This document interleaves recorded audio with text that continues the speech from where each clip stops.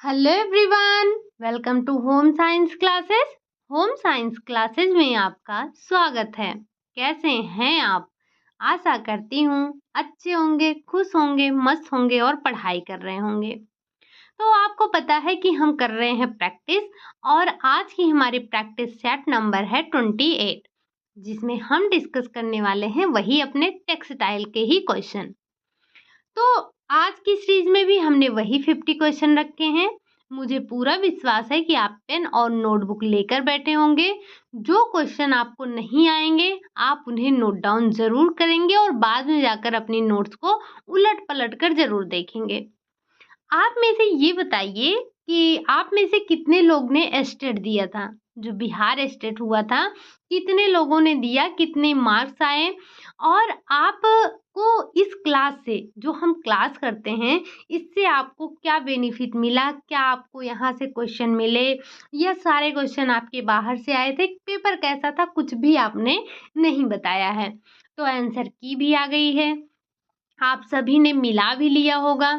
आप मुझे एक बार कमेंट करके ज़रूर बताइएगा, ठीक?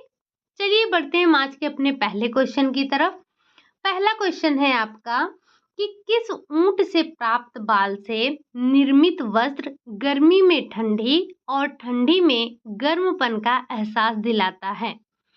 यानी कि आपको बताना है कि ऐसा कौन सा जानवर है जिसके शरीर से जो आप बाल प्राप्त करते हैं, उससे प्राप्त जो ऊन होता है, उससे जो वस्त्र बनाए जाते हैं, वो वस्त्र आपको मौसम के अनुकूल, यानी कि अगर गर्मी का मौसम है तो वो आपको ठंडेपन का एहसास दिलाएंगे, और अगर ठंडी का मौसम है तो वो आपको गर्मपन का एहसास दिलाएंगे।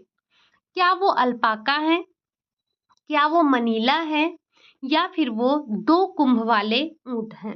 तो हमें पता है कि ये जो दो कुंभ वाले ऊंट हैं, इनसे जो हमें इनके जो बालों से प्राप्त होते हैं, जिनसे जो ऊन प्राप्त होते हैं, जो वस्त्र बनाए जाते हैं, वो वस्त्र आपको गर्मी में ठंडक और ठंडी में गर्मपन का एहसास दिलाते हैं। एक बार मुझे कमेंट करके बताइएगा कि ये जो दो कुंभ वाला ऊंट है, इसे हम और किस नाम से जानते हैं? अगला क्वेश्चन है आपका, क्वेश्चन नंबर सेकंड है, ऊन में पाई जाने वाली 3 परतों में से कौन सी परत रंग का निर्धारण करती है? हम सभी ने देखा है ऊन की कितनी परतें होती हैं? ऊन की 3 परतें होती हैं। सबसे आंतरिक परत, जिसे हम मेडुला कहते हैं, उसके ऊपर यानी कि जो मध्य परत है, उसे हम कॉर्टेक्स कहते हैं। जो सबसे ऊपरी परत यानी कि जो बाह्य परत है, उसे हम एपिडर्मिस के नाम से जानते हैं। तो जिस में मेडुला जितना छोटा होगा, वो ऊन आपका उतनी ही उच्च क्वालिटी का होगा। अगर हम बात कर रहे हैं रंग के निर्धारण का, तो ये रंग के निर्धारण का कार्य जो करता है वो आपका कॉर्टेक्स करता है, यानी कि जो ऑप्शन नंबर सेकंड है वो आपका राइट हो जाएगा, ठीक? अगला क्वेश्चन है आपका, क्वेश्चन नंबर थर्ड है, जानवरों के शरीर से उतारे गए बाल में एक प्राकृतिक वसा लिनोलिक यौगिक पाया जाता है, जिसका उपयोग किया जाता है। ये जो जानवर के शरीर से हम बाल उतारते हैं, इस बाल में एक प्राकृतिक वसा पाई जाती है जिसे आप लिनोलिक यौगिक के नाम से जानते हैं। लेकिन इस वसा का प्रयोग आप करते कहाँ हैं? क्या कपड़े में कलफ लगाने के लिए करते हैं? कपड़े की परिसज्जा करने के लिए करते हैं? सौंदर्य प्रसाधन में करते हैं? या फिर इनमें से कोई नहीं? तो जो जानवरों के शरीर से बाल उतारे जाते हैं, उस बाल में जो आपको प्राकृतिक वसा मिलती है, उस प्राकृतिक वसा का उपयोग आप सौर प्रसाधन में करते हैं, सौंदर्य प्रसाधन में करते हैं। किसमें? ये जो आप अपने फेस पे क्रीम लगाते हैं, इस क्रीम में यही आपके लिनोलिक यौगिक मिलाए जाते हैं, जो कि एक प्राकृतिक वसा होती है, ठीक? अगला क्वेश्चन है, क्वेश्चन नंबर 4 है, निम्नलिखित में से कहाँ के बाल उच्च कोटि के होते हैं? ये जो जानवर होते हैं, आपने पढ़ा था ना कि ये जो जानवर होते हैं, इनके शरीर के विभिन्न अंगों के जो बाल हैं, हमने उन्हें कई श्रेणियों में रखा है। तो आपको बताना है जो उच्च कोटि का बाल होता है वो कहाँ का होता है? क्या सिर से पीठ का बाल होता है? क्या कंधे व पेट का बाल होता है या फिर दोनों का या इनमें से कोई नहीं? तो जो जानवरों के पेट और कंधे का बाल होता है, ये आपका उच्च श्रेणी का या उच्च कोटि का बाल होता है। अगर ऊन या फिर बाल ही आपके उच्च कोटि के हैं, तो उससे निर्मित जो वस्त्र होगा, वो भी उच्च कोटि का ही होगा। ठीक? अगला क्वेश्चन है, क्वेश्चन नंबर 5 है, दुनिया का सबसे महंगा कोट जो कि है आपका मिंक कोट बनाया जाता है। यानी कि दुनिया का जो सबसे महंगा कोट है, मिंक कोट है, वो किस जानवर से बनाया जाता है? अंगोरा से, वेक्यूना से, मेरिनो से या फिर लामा से?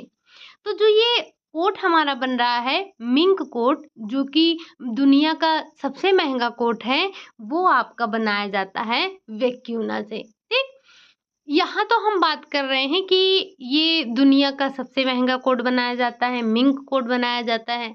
ज़रा एक बार आप ये बताइएगा, जब हमने ऊन की श्रेणी पढ़ी थी, तो हमने 4 क्लास पढ़े थे, 4 श्रेणी के ऊन पढ़े थे। प्रथम श्रेणी के ऊन किससे प्राप्त होते हैं? ज़रा एक बार आप मुझे कमेंट करके बताइएगा कि प्रथम श्रेणी का जो ऊन होता है, वो किस जानवर से प्राप्त होता है। ठीक?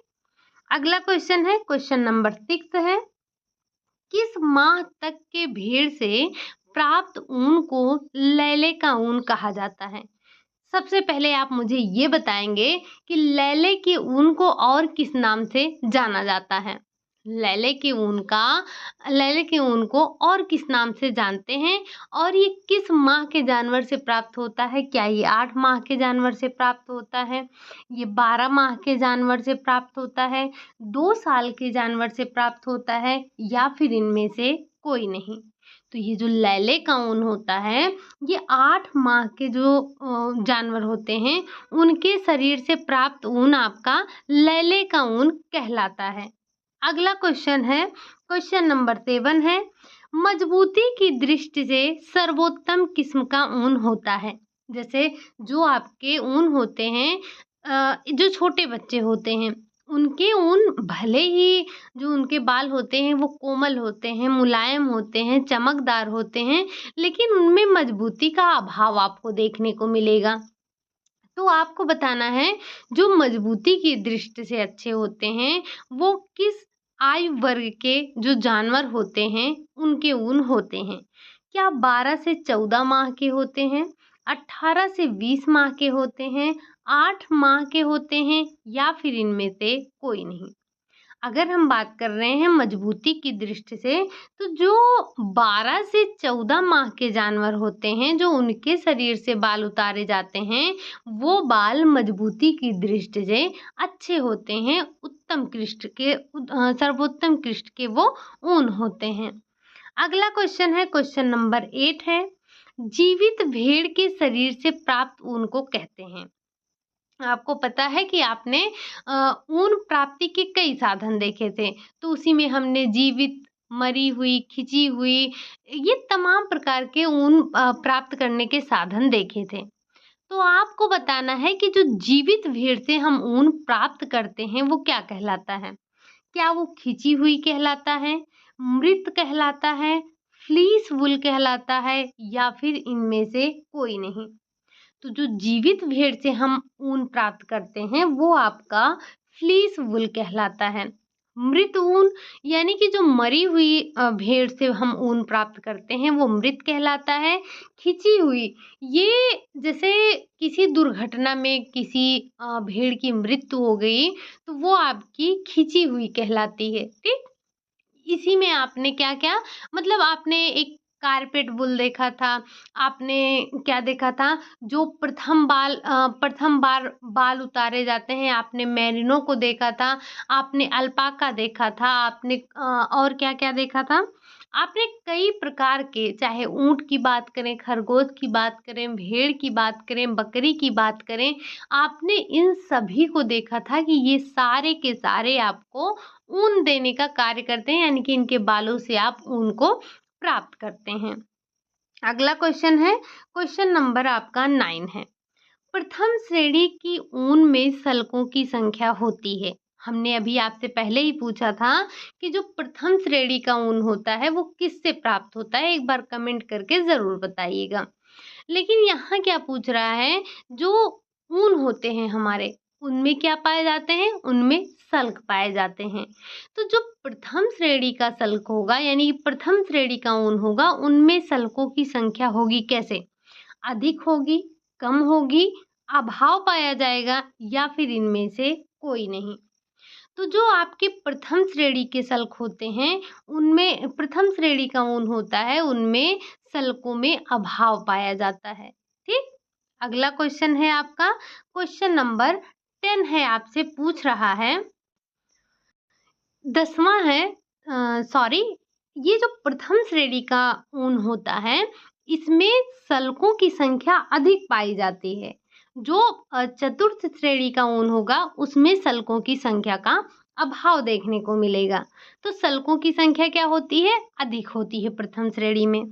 अगला क्वेश्चन है आपका, क्वेश्चन नंबर 10 है, मरी हुई भेड़ से प्राप्त ऊन किस श्रेणी के अंतर्गत आता है?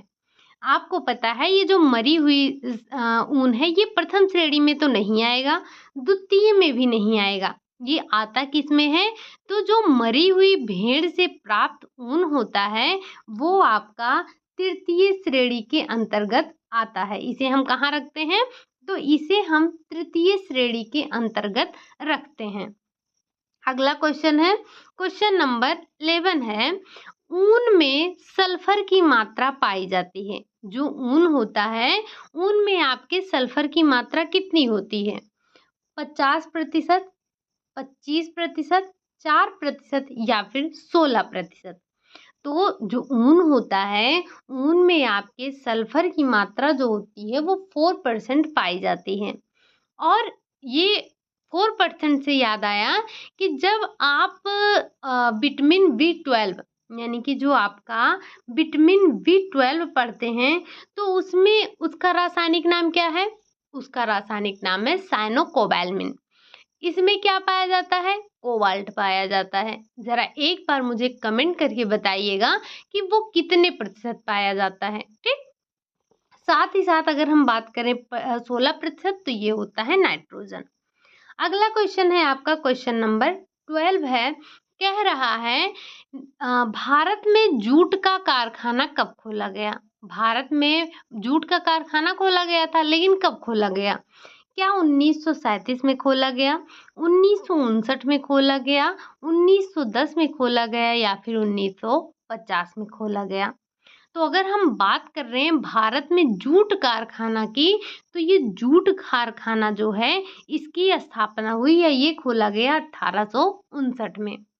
अब हम यहाँ जूट की बात कर रहे हैं, तो जरा एक बार आप कल ही पढ़े थे आपने सस्मीरा। हालांकि मैंने आपसे पूछा था कि सस्मीरा का फुल फॉर्म बताइए, क्योंकि परसों की क्लास में हमने सस्मीरा का फुल फॉर्म देखा था और कल की क्लास में हमने देखा था सस्मीरा की स्थापना कब हुई थी। तो मैंने आपसे कल पूछा था कि ये बताइए सस्मीरा का फुल फॉर्म क्या है? आपने नहीं बताया। गुड जॉब, आप बहुत अच्छे हैं। लेकिन आज आज आप मुझे बताएंगे कि सस्मीरा का फुल फॉर्म क्या है, सस्मीरा की स्थापना कब हुई? ठीक, सस्मीरा का फुल फॉर्म क्या है और सस्मीरा की स्थापना कब हुई? ये दो क्वेश्चन आप मुझे आज हर कोई बताएगा। आज मुझे सब लोग मुझे ये कमेंट ज़रूर करेंगे कि सस्मीरा का फुल फॉर्म क्या है और सस्मीरा की स्थापना कब हुई। आपसे अगर एक क्वेश्चन पूछा जाता है, उसका जवाब नहीं दिया जाता है। अगर हम 50 क्वेश्चन करते हैं, तो आपसे कम से कम 10 क्वेश्चन पूछते हैं। तो इसका मतलब ये है कि आपके 10 क्वेश्चन कमेंट बॉक्स में होने चाहिए। 10 क्वेश्चन का आंसर आपके कमेंट बॉक्स में होना चाहिए, आप सभी से। लेकिन आप क्या करते हैं? आप एक कान से सुनते हैं, दूसरे कान से निकालते हैं। बोल रही हैं, बोल दें, हमें क्या? हमें पढ़ना है, हम पढ़ेंगे। लाइक भी नहीं करेंगे, सब्सक्राइब भी नहीं करेंगे, कमेंट भी नहीं करेंगे, क्या ही करेंगी, है ना? यही तो है। चलिए, भारत में जो जूट कारखाना खोला गया, वो खोला गया था 1859 में। अगला क्वेश्चन है, क्वेश्चन नंबर 13 है, नेटल के पौधे से प्राप्त किया जाता है। नेटल का जो पौधा है, इससे आप क्या प्राप्त करते हैं? हेम, रेमी, कापोक पिना। तो जो हमारा नेटल के पौधे से प्राप्त होता है, अभी मैंने कल ही आपको बताया था, वो है आपका रेमी। रेमी को एक और नाम से जानते हैं जो कि है आपका चाइना ग्रास। वैसे मुझे आपसे क्वेश्चन अब पूछना ही छोड़ देना चाहिए। मुझे जो बताना हो मैं बता के चली जाऊँ, आपसे कुछ ना पूछूँ, आप बहुत खुश रहेंगे। अगला क्वेश्चन है आपका क्वेश्चन नंबर 14 है। आज की क्लास में आपको काफ़ी डेट मिलने वाले हैं, तो अगर आप पेन और नोटबुक लेकर बैठे हैं, आपकी अंगुलियों को तकलीफ ना हो रही हो, तो ज़रा इसे नोट डाउन करते हुए चलिएगा। ठीक? शीशे से सफलतापूर्वक वस्त्र उपयोगी रेशा कब बनाया गया? आपको पता है ये क्या है? शीशे से जो निर्मित रेशा है कृत्रिम रेशा है, और शीशे से सफलतापूर्वक वस्त्र उपयोगी रेशा कब बनाया गया? अब आप सोच रहे होंगे शीशे का कपड़ा कौन पहनता है? तो आप जाइए एक बार अपनी क्लास देखिए। जो आपने टेक्सटाइल की क्लास जो हमने ली थी उसमें आप जाकर देखिए कि हम शीशे से किस प्रकार का कपड़ा बनाते हैं और क्या उपयोग में आता है। ये कब बनाया गया? 1931 में बनाया गया, 1915 में बनाया गया, 1938 में बनाया गया या फिर 1940 में बनाया गया। तो जो शीशे से सफलतापूर्वक वस्त्र बनाया गया, वो बनाया गया 1938 में बनाया गया था। अगला क्वेश्चन है, क्वेश्चन नंबर 15 है। रेयॉन की चमक को कम करने के लिए प्रयोग किया जाता है। रेयॉन में एक्सेस चमक होती है ना, तो उस चमक को घटाने के लिए कौन सी आप एक प्रक्रिया होती है। सबसे पहले तो आप उस प्रक्रिया का नाम बताइए, फिर हम बता रहे हैं आपको कि क्या प्रयोग किया जाता है। क्या वो टेट्राक्लोराइड होता है? क्या वो टिटेनियम डाइऑक्साइड होता है? क्या वो कार्बन डाइऑक्साइड होता है? या फिर वो टेट्राडाइक्लोराइड होता है? तो रेयॉन की चमक को कम करने के लिए हम डीलस्टरिंग प्रोसेस करते हैं, और उस प्रक्रिया में डीलस्टरिंग प्रक्रिया में हम टिटेनियम डाइऑक्साइड का प्रयोग करते हैं। आपके जो यूथ है उसमें आप देखेंगे तो आपको टेट्रा डाइक्लोराइड मिलेगा, लेकिन वो आपका गलत है। क्या है? टिटेनियम डाइऑक्साइड है। ठीक। अगला क्वेश्चन है, क्वेश्चन नंबर 16 है। 19वीं शताब्दी का चमत्कार कहा जाता है। ये इनमें से कौन सा 19वीं शताब्दी का चमत्कार है? अब इतना इजी क्वेश्चन कल मैंने आपसे पूछा था कि कौन सा 19वीं शताब्दी का है और कौन सा 20वीं शताब्दी का है। तो ये आप में से सबका आंसर आना चाहिए था, लेकिन मुझे जहाँ तक मैंने देखा 2 या 3 लोगों का ही सिर्फ आंसर आया है कि ये 19वीं शताब्दी का चमत्कार किसे कहते हैं या फिर 20वीं शताब्दी का चमत्कार किसे कहते हैं। तो जो 19वीं शताब्दी का चमत्कार है वो आपका रेयॉन कहलाता है, और जो नायलॉन है ये आपका 20वीं शताब्दी का चमत्कार कहलाता है। रेशम आपका चाइना रेशम का जन्मदाता देश है।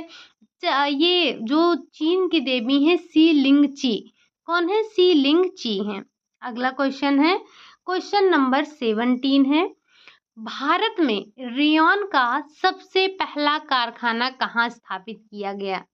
भारत में रेयॉन का जो सबसे पहला कारखाना है वो कहाँ स्थापित किया गया? बंगाल, महाराष्ट्र, केरल, बिहार। तो जो ये भारत में रेयॉन का पहला कारखाना खोला गया था वो खोला गया था केरल में। कब खोला गया था? तो ये आपका 1946 में खोला गया था। ठीक। ये सारी चीजें आपने अपनी नोटबुक में नोट डाउन किया है। अगला क्वेश्चन है, क्वेश्चन नंबर 18 है। रेयॉन की चमक कम करने के लिए निम्नलिखित में से कौन सी प्रक्रिया करते हैं आप? क्या आप कार्बोनाइजिंग करते हैं, डीलस्टरिंग करते हैं, सल्फ्यूराइजिंग करते हैं, या फिर इनमें से कोई नहीं? तो जो रेयॉन में अधिक चमक होती है उस चमक को घटाने के लिए आप डीलस्टरिंग प्रोसेस करते हैं।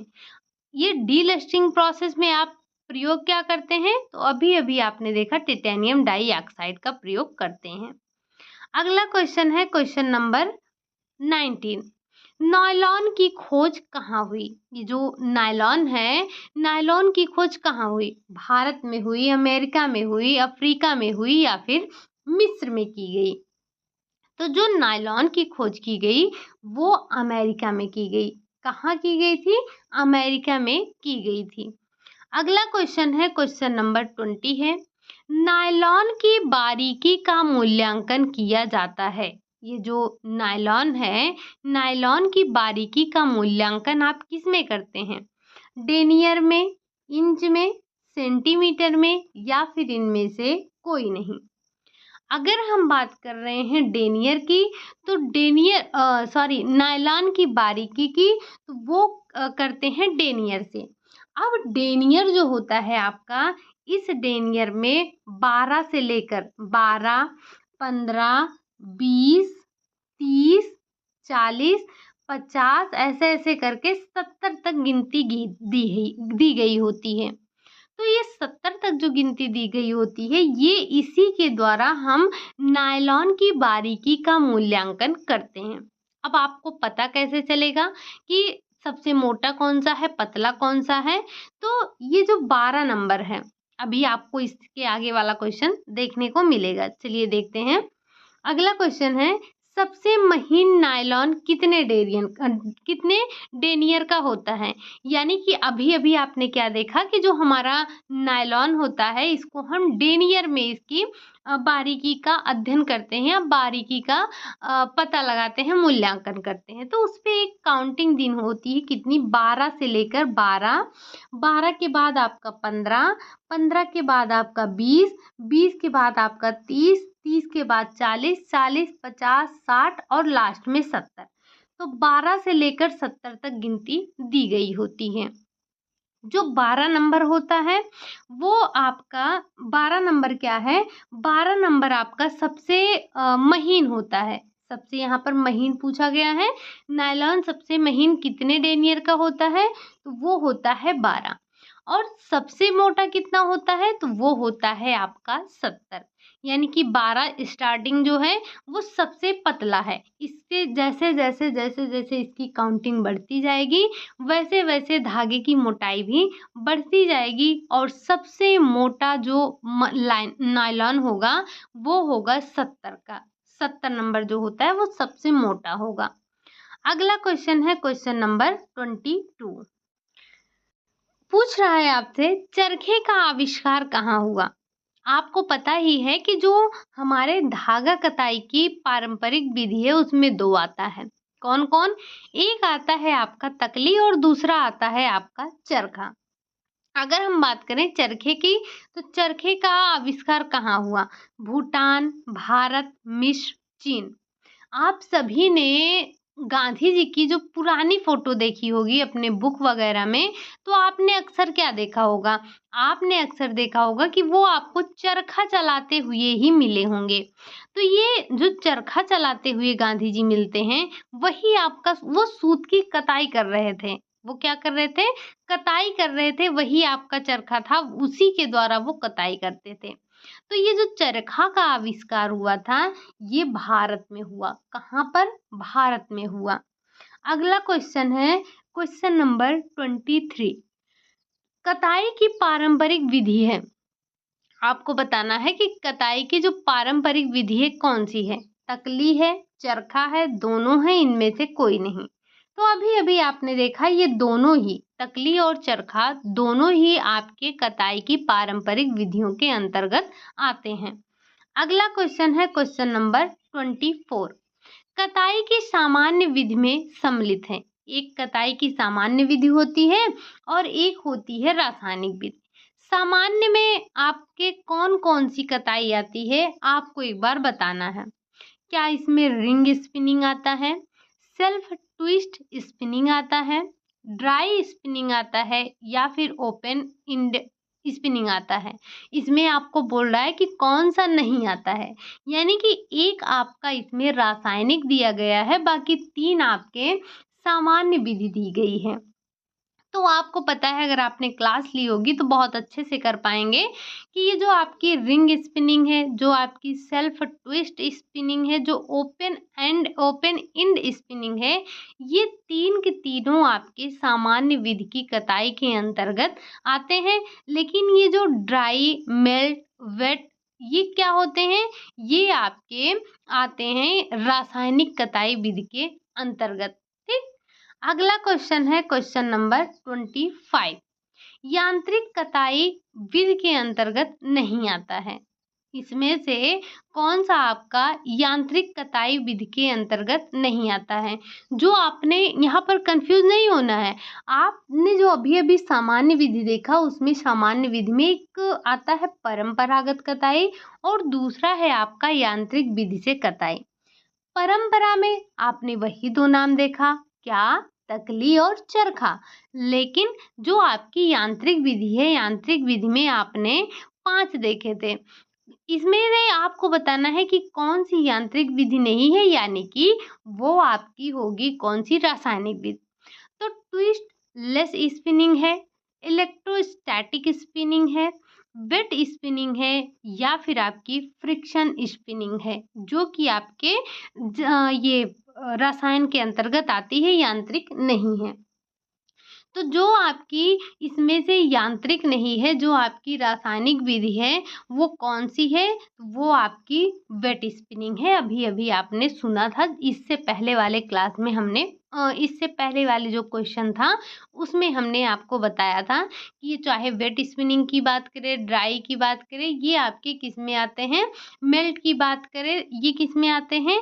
एक आपका बायो कंपोनेंट था। तो ये सारे के सारे आपके रासायनिक विधि के अंतर्गत आते हैं।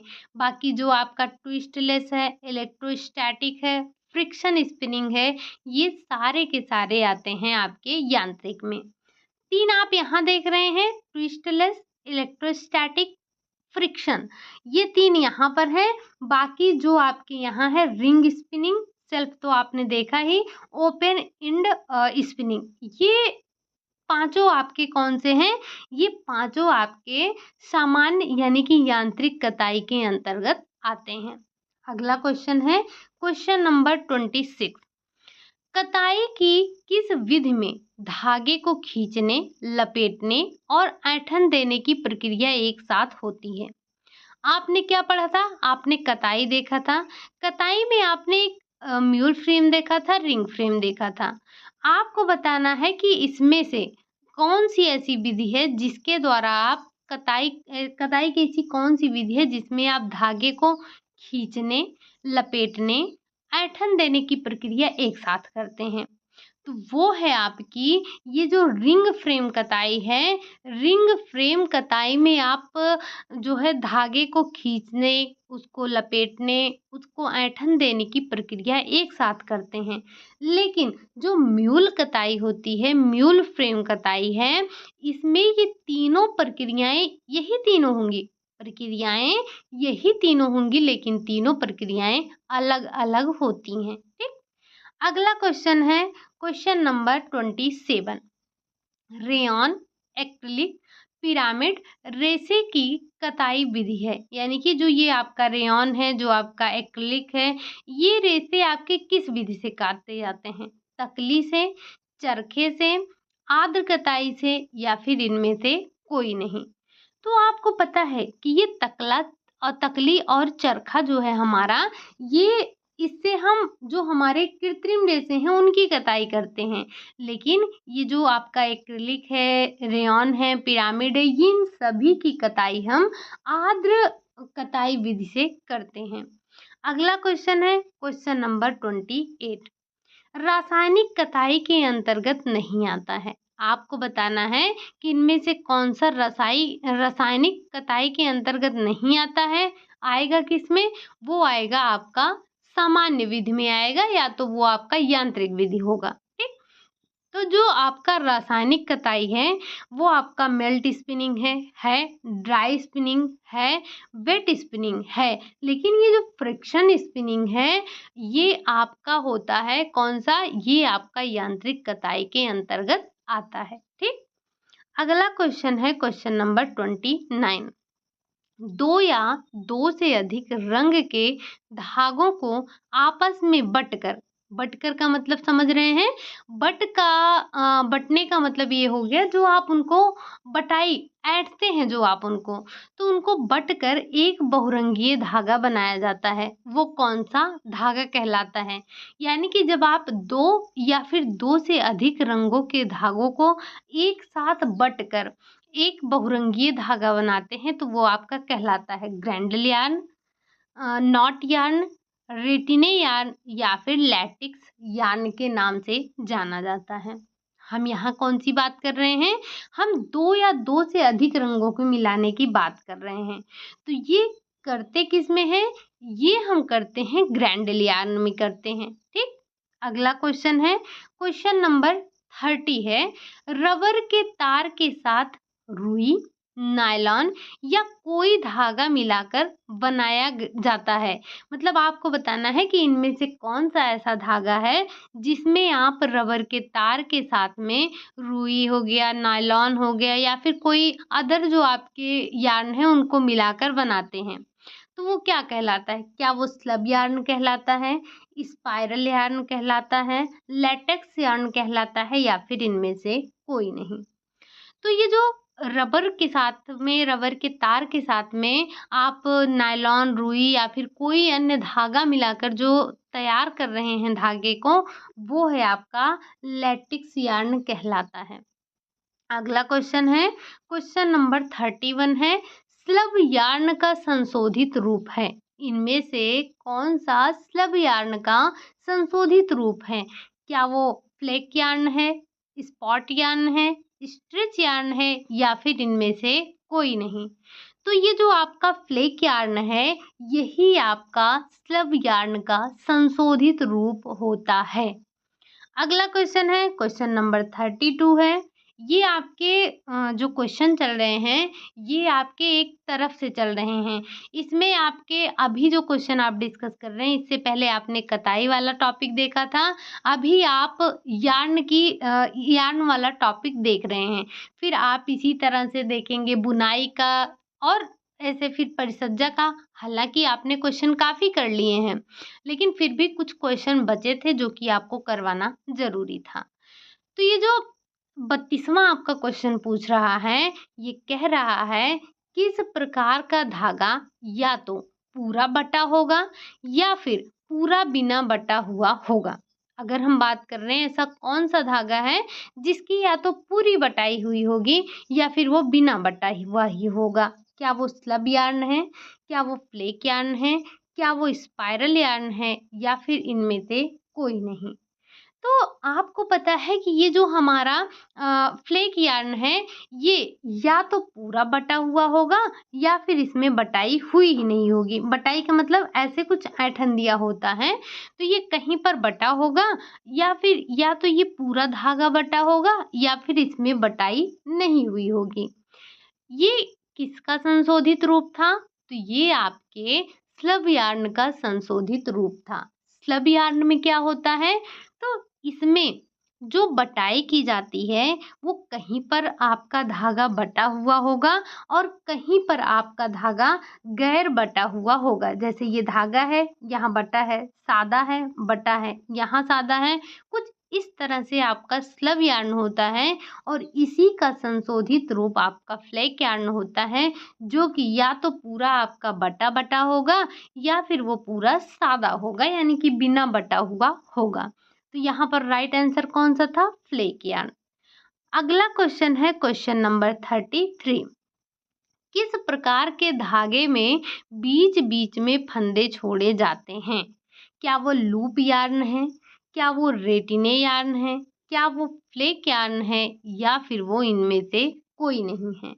तो हम बात कर रहे हैं किसकी? हम बात कर रहे हैं जब आप धागे में बीच-बीच में फंदा छोड़ देते हैं, तो वे आप ये किस में करते हैं? ये आप रेटिने में करते हैं।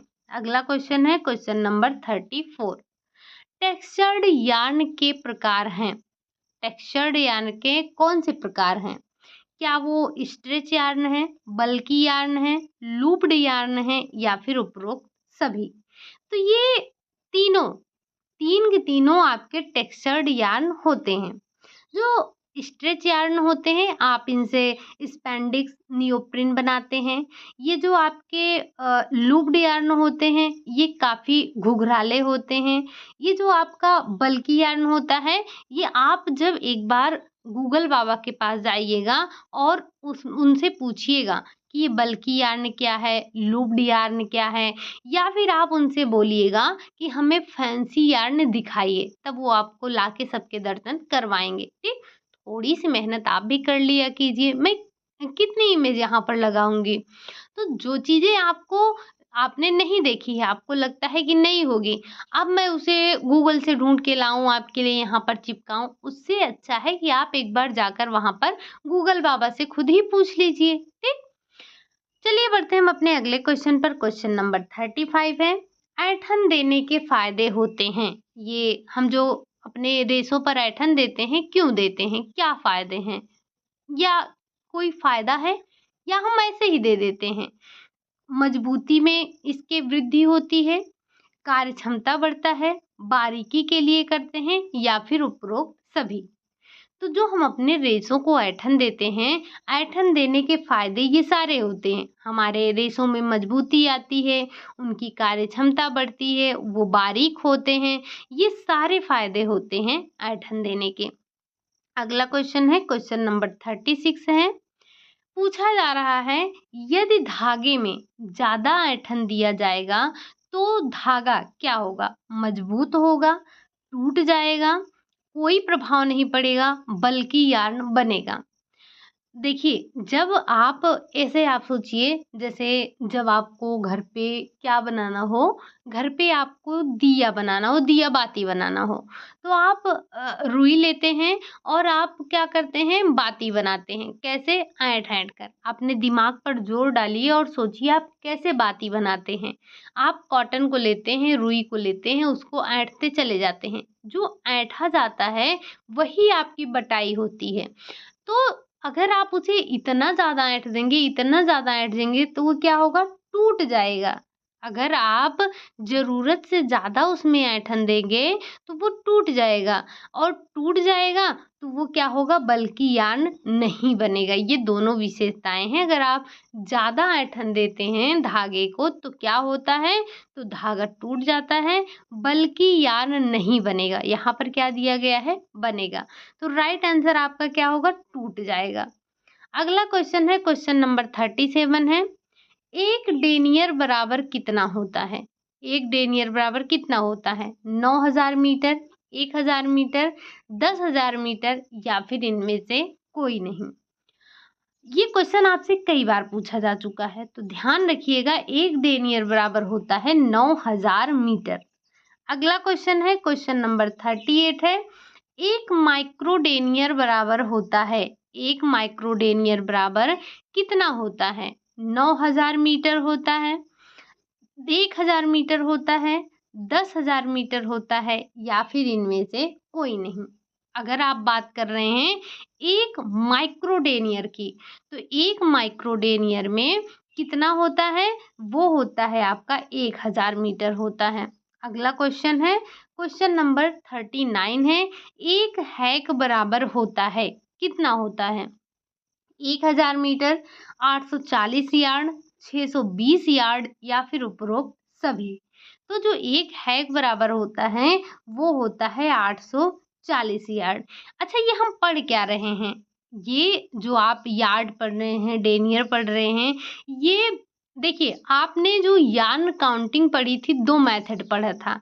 एक पढ़ा था डायरेक्ट और एक पढ़ा था इनडायरेक्ट। जरा ये बताइएगा कि हैक, डेनियर और आपके टस्क, ये किसमें किसकी जो है काउंटिंग के विधि हैं? इनडायरेक्ट के या फिर डायरेक्ट के?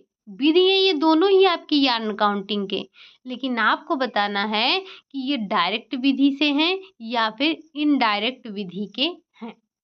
अगला क्वेश्चन है, क्वेश्चन नंबर 40 है। ताने के धागे को ऊपर नीचे करने का कार्य करता है। यहाँ हम किसकी बात कर रहे हैं? लूम की। लूम में जो ताने और ताने के धागे को ऊपर और नीचे करने का कार्य करता है, कौन करता है? शटल करता है, रीड करता है, ताने का बेलन करता है या फिर हार्नेस करता है? तो जो ताना है, ताने के धागे को ऊपर नीचे करने का कार्य करता है, वो हार्नेस करता है। अगला क्वेश्चन है, क्वेश्चन नंबर 41 है, बुनाई की प्रक्रिया में कम से कम कितने हार्नेस का प्रयोग करते हैं? आपने देखा था किसमें? आपने जब लूम पढ़ा था तो उसमें लूम के 5 भाग देखे थे। लूम यानी कि करघा, करघे के 5 भाग देखे थे। उसी में से आपका एक था हार्नेस। आपको बताना है ये बुनाई की प्रक्रिया में आप कम से कम कितने हार्नेस का प्रयोग करते हैं? 1, 2, 6, 8। तो हमें जब बुनाई की प्रक्रिया करनी होती है तो उसमें कम से कम हम 2 हार्नेस का प्रयोग करते हैं। लेकिन अगर आपको डिज़ाइन बनाना है तो अपने डिज़ाइन के अकॉर्डिंग आपको हार्नेस की संख्या बढ़ानी होती है। लेकिन अगर आप सादी बुनाई कर रहे हैं तो कम से कम आपको 2 हार्नेस की आवश्यकता होती है। अगला क्वेश्चन है, क्वेश्चन नंबर 42 है, निम्नलिखित में से गतिशील बीम है। कौन सी इसमें जो बीम है वो गतिशील है? वार्प बीम, क्लॉथ बीम, उपरोक्त दोनों, इनमें से कोई नहीं। ये तो आपको पता है कि ये दोनों हमारे बीम जो हैं ये दोनों ही गतिशील हैं, लेकिन आपको बताना क्या है? आप मुझे ये बता दीजिए कि ये वार्प बीम और क्लॉथ बीम में अ, करघे में यानी कि आगे कौन होता है? जैसे ये आपका करघा होता है तो यहाँ पर एक बीम होता है, यहाँ पर एक बीम होता है। ये जो आगे लगता है ये कौन सा बीम होता है? क्या ये वार्प बीम होता है या फिर ये क्लॉथ बीम होता है? ज़रा एक बार कमेंट करके बताइएगा। अगला क्वेश्चन है, क्वेश्चन नंबर 43, बाने का धागा लपेटा जाता है। बाने का धागा है किस पर लपेटते हैं? कंघी पर, कपड़े के बेलन पर, हार्नेस पर या फिर शटल पर? तो जो बाने का धागा है, बाने का धागा आप किस पर लपेटते हैं? तो वो हम लपेटते हैं शटल पर। किस पर लपेटते हैं? शटल पर लपेटते हैं।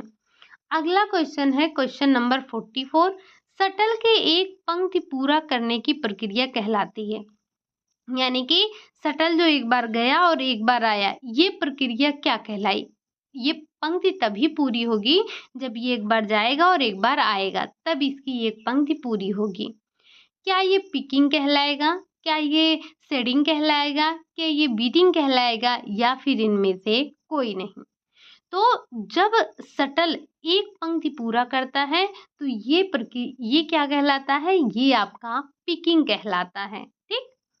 अगला क्वेश्चन है, क्वेश्चन नंबर 45 है, बुने वस्त्र को क्लॉथ बीम पर लपेटने की प्रक्रिया कहलाती है। जो आपके बुने हुए वस्त्र हैं उनको क्लॉथ बीम पर लपेटने की जो प्रक्रिया है उसे क्या कहते हैं? क्या उसे आप शेडिंग कहते हैं? क्या उसे आप पिकिंग कहते हैं? क्या आप उसे टेकिंग अप कहते हैं या फिर इनमें से कोई नहीं? तो जो बुने हुए हमारे वस्त्र हैं उनको क्लॉथ बीम पर लपेटने की जो हमारी प्रक्रिया है वो प्रक्रिया आपकी टेकिंग अप के नाम से जानी जाती है। अगला क्वेश्चन है, क्वेश्चन नंबर 46, सबसे आसान और सबसे प्राचीन बुनाई की विधि है। आपको बताना है कि इसमें से कौन सी बुनाई की विधि है जो सबसे आसान है और सबसे प्राचीन है। बास्केट बुनाई, रिब बुनाई, प्लेन बुनाई या फिर ट्विल बुनाई? अगर सबसे आसान और सबसे प्राचीन की हम बात करें तो वो आपकी प्लेन बुनाई आती है। ज़रा प्लेन बुनाई से निर्मित किसी 2 वस्त्र का नाम आप मुझे बता दीजिए, और ये उदाहरण से क्वेश्चन अच्छी खासी मात्रा में पूछे जाते हैं। अगला क्वेश्चन है, क्वेश्चन नंबर 47, ट्विल बुनाई का प्रकार नहीं है।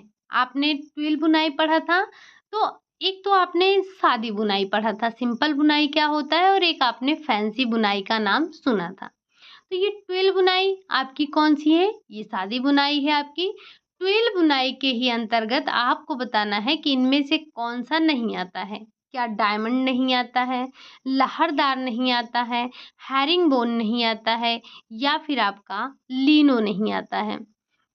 यहाँ से आपका क्वेश्चन क्या था? ट्विल बुनाई आता है किस में? फैंसी में या शादी में? तो ये जो आपकी ट्विल बुनाई है ये आपकी इसमें से आपका डायमंड, लहरदार और ये जो हेरिंगबोन है, इसमें से कोई दो ऐसा है जो ट्विल का प्रकार है, तो वो दोनों में से आपका ये कौन सा नहीं है? तो ये आपका लहरदार है और ये आपका डायमंड भी है, ठीक। लेकिन ये जो आपकी हेरिंगबोन बुनाई है, ये हेरिंगबोन बुनाई इसमें नहीं आती है। अगला क्वेश्चन है, क्वेश्चन नंबर 48 है। सादी बुनाई और रिब बुनाई का रूपांतर है। सादी बुनाई और रिब बुनाई का रूपांतर क्या है? क्या ये बास्केट बुनाई है? क्या ये सेटिन बुनाई है?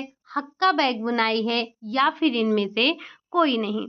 तो जो सादी बुनाई है और रिब बुनाई, यानी कि सादी बुनाई और रिब बुनाई का जो रूपांतर है, वो आपका हक्का बैग बुनाई है। क्या है? हक्का बैग बुनाई है।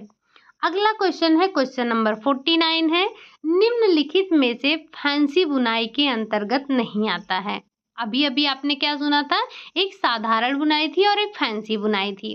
तो जो फैंसी बुनाई है उसके अंतर्गत क्या नहीं आता है? जैकार्ड नहीं आता है, गौजी बुनाई नहीं आता है, डॉबी बुनाई नहीं आता है, या फिर ट्विल बुनाई नहीं आता है। तो अभी अभी क्या सुना आपने? ये जो ट्विल बुनाई है ये आपकी सादी बुनाई के अंतर्गत आती है, ठीक। ये आपकी फैंसी बुनाई के अंतर्गत नहीं आती है। ट्विल बुनाई में ही आपने क्या देखा अभी? ट्विल बुनाई 4 से 5 प्रकार की होती है, ठीक। अगला क्वेश्चन है, क्वेश्चन नंबर 50 है। जैकार्ड बुनाई से निर्मित कपड़ा नहीं है, यानी कि जो जैकार्ड बुनाई होती है उससे जो कपड़े निर्मित होते हैं उनमें से कौन सा ऐसा है जो कि आपके जैकार्ड बुनाई से निर्मित कपड़ा नहीं है? क्या वो डेमास्क नहीं है? क्या वो ट्रेपेस्टी नहीं है? ब्रोकेड नहीं है? या फिर टफेटा नहीं है? तो जो आपका जैकार्ड बुनाई से निर्मित नहीं है वो है आपका टफेटा।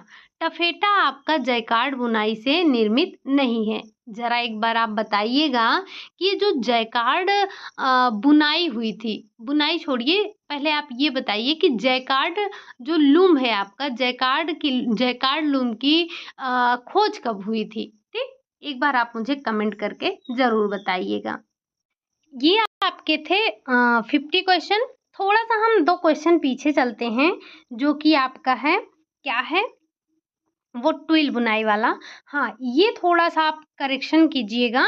इसमें पूछा जा रहा है कि ट्विल बुनाई का प्रकार नहीं है, तो यहाँ पर आप हटाइएगा, नहीं को हटाइएगा, क्योंकि ये तीनों आपके ट्विल बुनाई के अंतर्गत आते हैं।